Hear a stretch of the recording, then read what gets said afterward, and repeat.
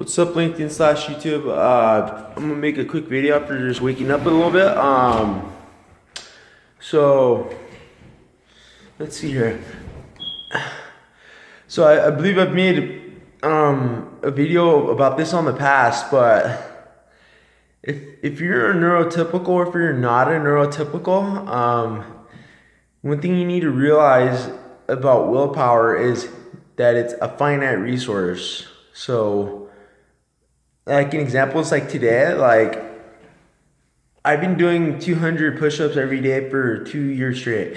So it's not like now I can barely do 80. So it's like because I'm running off willpower in order to fuel my workouts and routines basically. So but the crucial part that you guys realize though is that like even if you're neurotypical or whatever you may be, is realizing that the more you exert your willpower upon a task or an action at hand, the less likely you're going to be able to use it later. So if you're doing an unpleasurable or miserable task, and if you exert that, then you're going to have less later on to combat impulses.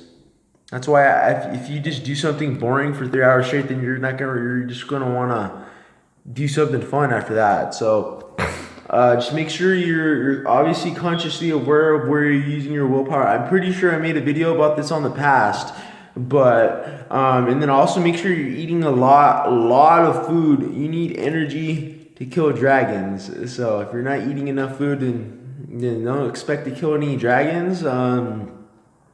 Some dragons are bigger than others. They'll fight dirty. So you gotta make sure you're eating big to be big.